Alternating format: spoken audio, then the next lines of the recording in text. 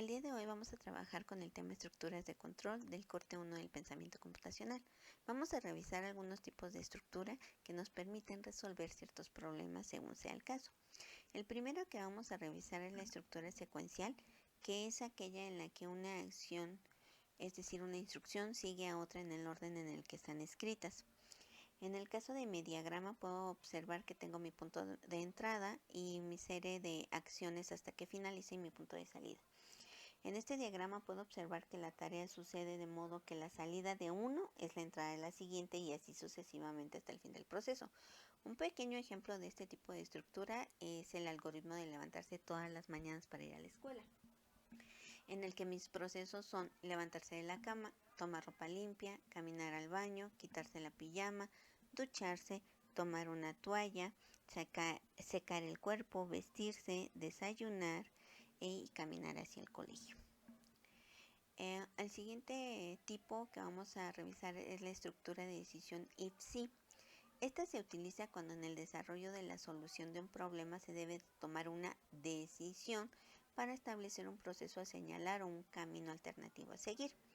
En el caso de lo que es el diagrama, podemos observar que sí verifica una determinada condición y se ejecutan una serie de instrucciones y se continúa.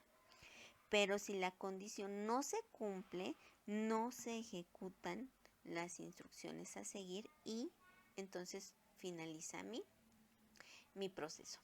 Un ejemplo es cuando tu mamá te pide que compres una caja de chocolates amargos en la tienda.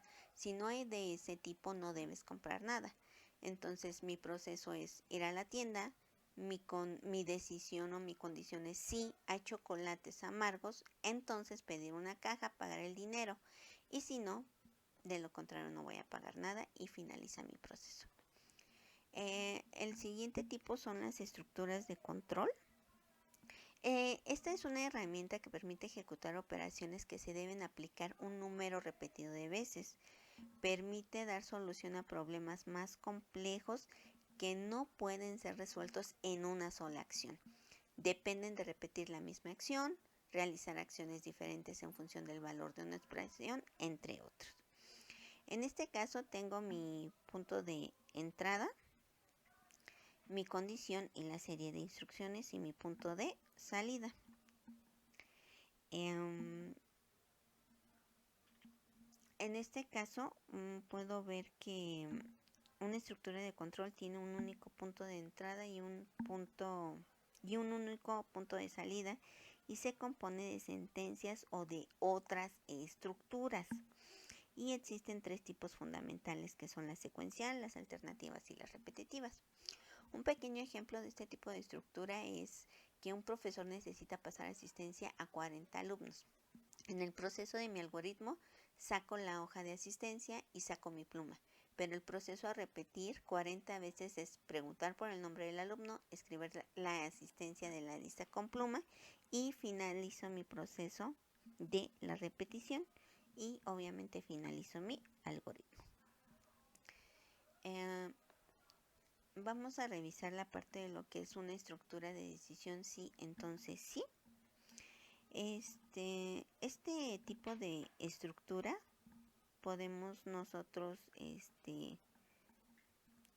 aterrizarlo, por ejemplo, que en la vida real cada día las personas constantemente tienen que decidir qué actividades realizar. Por ejemplo, salir a correr o quedarse en la cama, escoger entre estudiar o jugar, decidir si comer a las 2 o a las 3, entre otros muchos ejemplos. Este tipo de estructura se utiliza cuando en el desarrollo de la solución de un problema se debe de tomar una decisión para establecer un proceso o señalar un camino alternativo a seguir. Tengo un pequeño ejemplo aquí en el que me indica que si te portas bien, te compro un helado. Caso contrario, no te dejo ver la tele.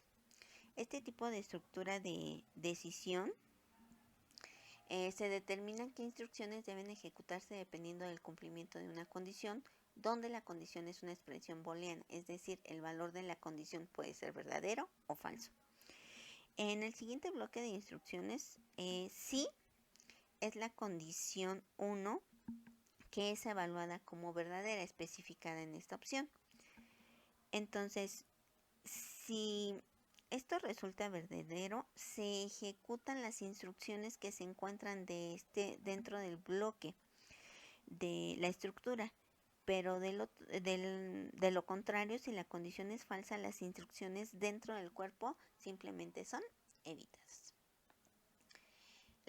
El siguiente ejemplo son las estructuras de control interactivas.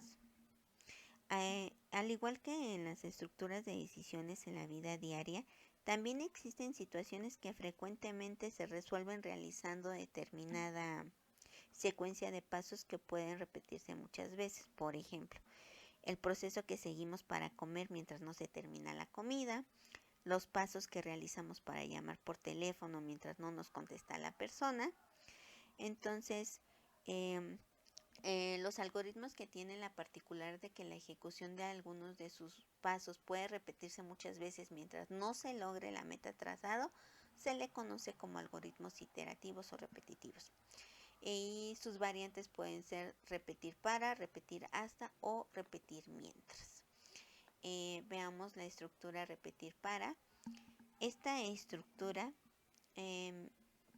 permite repetir instrucciones un determinado número de veces. Es utilizada cuando se conoce el número de repeticiones que se deben realizar y cuando se desea iterar por cada uno de los elementos de una estructura de datos.